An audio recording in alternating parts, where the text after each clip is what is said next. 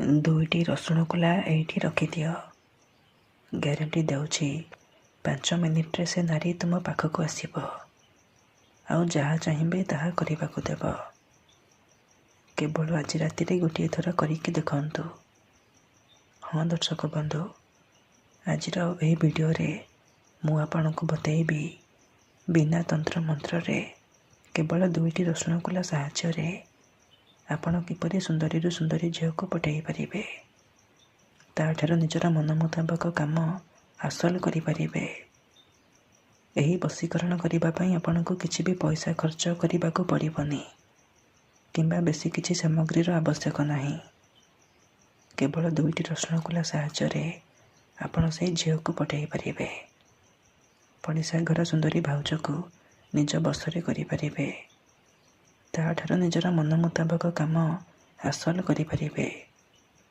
ହଁ ଦର୍ଶକ ବନ୍ଧୁ, ଆପଣ ସମସ୍ତଙ୍କର ଇଚ୍ଛା ଥିବ ସୁନ୍ଦରୀରୁ ସୁନ୍ଦରୀ ଝିଅକୁ ପଠାଇବା ପାଇଁ, ପଡ଼ିଶା ଘର ସୁନ୍ଦରୀ ଭାଉଜକୁ ପଠାଇବା ପାଇଁ, ତାକୁ ନିଜ ପ୍ରେମରେ ଦିବାନୀ କରି ତାଠାରୁ ନିଜର ମନ ମୁତାବକ କାମ ହାସଲ କରିବା ପାଇଁ। କିନ୍ତୁ ଇଏ ଏତେ ସହଜ ନୁହେଁ। ଏଥିପାଇଁ ଆଜିର ଏହି ଭିଡ଼ିଓଟି ଆପଣଙ୍କର ଇଚ୍ଛାକୁ ପୂରଣ କରିବ।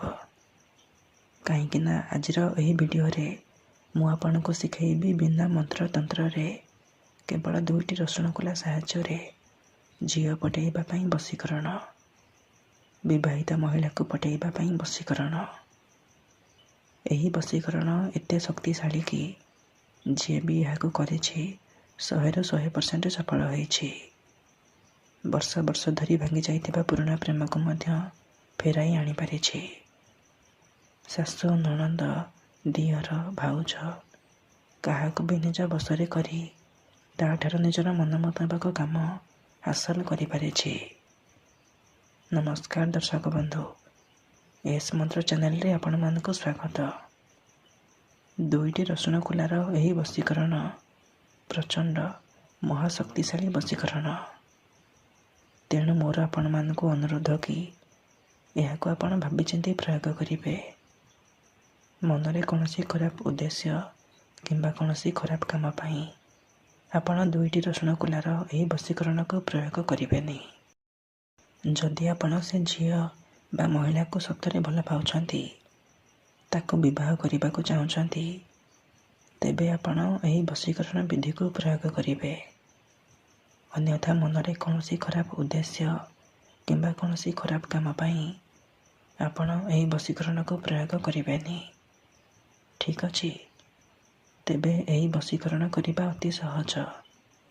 ଏହାକୁ ଆପଣ କିପରି କରିବେ, କେମିତି କରିବେ, ଏହାର ପ୍ରୟୋଗ ବିଧି କ'ଣ, ମୁଁ ଆପଣଙ୍କୁ ଶିଖାଇବି। ସମ୍ପୂର୍ଣ୍ଣ ପ୍ରୟୋଗ ବିଧି ଠିକ୍ ଭାବରେ ଶିଖାଇବି।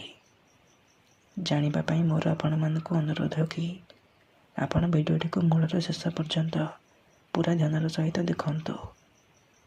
ବିଧିଟି ଜାଣିବା ପୂର୍ବରୁ ମୋର ଆପଣମାନଙ୍କୁ ଅନୁରୋଧ କି ଯଦି ଆପଣ ଆମ ଚ୍ୟାନେଲକୁ ନୂଆକି ଆସିଛନ୍ତି, ତେବେ ଦୟାକରି ଚ୍ୟାନେଲକୁ ସବସ୍କ୍ରାଇବ୍ କରି ପାଖରେ ଥିବା ବେଲ୍ର ଆଇକନ୍କୁ ମଧ୍ୟ ଦବାଇ ଦିଅନ୍ତୁ, ଯାହାଦ୍ୱାରା ଆମେ ଯେଉଁ ବି ଭିଡ଼ିଓ ଅପଲୋଡ଼ କରିବୁ ସର୍ବପ୍ରଥମେ ଆପଣ ଦେଖିପାରିବେ।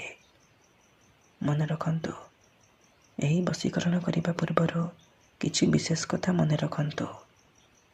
ଯେମିତିକି ତନ୍ତ୍ର, ମନ୍ତ୍ର, ଯନ୍ତ୍ର, ବଶୀକରଣ ଇଏ ଏମିତି ସେମିତି କାମ କରେନି।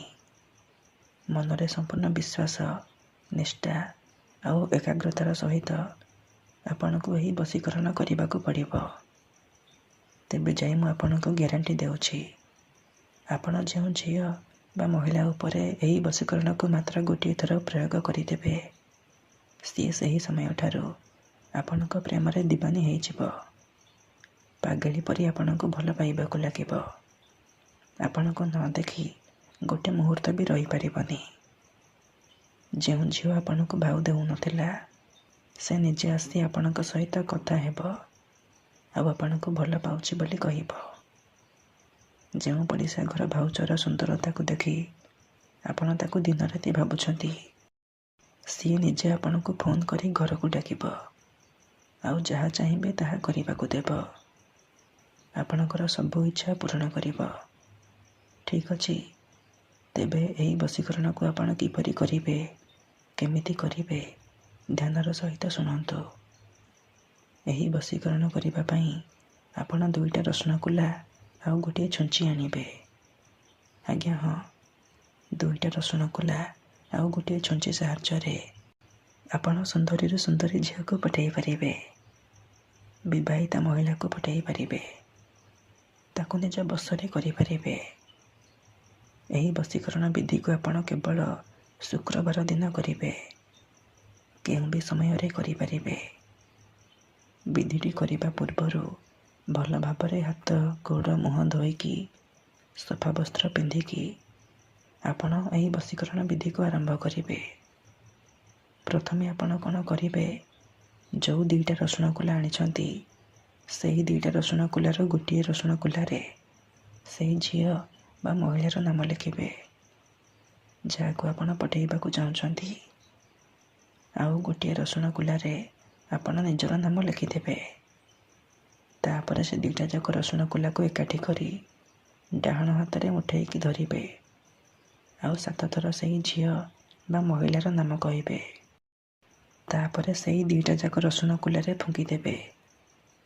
ତାପରେ ନିଜର ନାମ 7 ଥର କହିବେ। ପୁଣି ଆପଣ ସେହି 2ଟା ଯାକ ରସୁଣ କୁଲାରେ ଫୁଙ୍କିଦେବେ। ଏତିକି କରିସାରିବା ପରେ ସେ 2ଟା ଯାକ ରସୁଣ କୁଲାକୁ ଏକାଠି କରି ସେଥିରେ ଛୁଞ୍ଚିକୁ ଫୋଡ଼ିଦେବେ।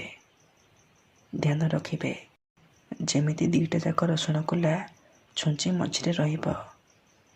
ଛୁଞ୍ଚି ଭଲ ଭାବରେ ସେ 2ଟା ଯାକ ରସୁଣ କୁଲାରେ ଫୋଡ଼ି ହେଇଯିବ। ତାପରେ ଆପଣ କ'ଣ କରିବେ, ଆଖି ବନ୍ଦ କରିକି 1ରୁ 2 ମିନିଟ୍ ସେଇ ଝିଅ ବା ମହିଳାକୁ ମନେ ମନେ ଭାବିବେ। ତାର ମୁହଁକୁ ନିଜ ମନରେ ଭାବିବେ। ଏମିତି ଭାବିବେ ଯେମିତି ସେ ଆପଣଙ୍କର ବଶରେ ହେଇଯାଇଛି ଆଉ ଆପଣଙ୍କର ସବୁ ଇଚ୍ଛା ପୂରଣ କରୁଛି। ଏହିପରି ଆପଣ ଭାବି ସାରିବା ପରେ କ'ଣ କରିବେ, ସେଇ ଛୁଞ୍ଚି ଆଉ ରସୁଣ କୁଲାକୁ ସେହିପରି ନେଇକି କୌଣସି ଏକ ଫୁଲ ଗଛ ମୂଳରେ ଅଳ୍ପ ଟିକେ ଗାତ ଖୋଳିକି ପୋତିଦେବେ। ଏତିକି କରିକି ଦେଖନ୍ତୁ, ଗ୍ୟାରେଣ୍ଟି ଦେଉଛି ଏପଟେ ଆପଣ ଏହି ବିଧିକୁ କରିବା ମାତ୍ରେ ସେପଟେ ସେ ଝିଅ ବା ମହିଳା ଉପରେ ପ୍ରଭାବ ପଡ଼ିବା ଆରମ୍ଭ ହୋଇଯିବ। ସିଏ ସେହି ସମୟଠାରୁ ଆପଣଙ୍କ ଆଡ଼କୁ ଆକର୍ଷିତ ହେବାକୁ ଲାଗିବ। ଧନ୍ୟବାଦ।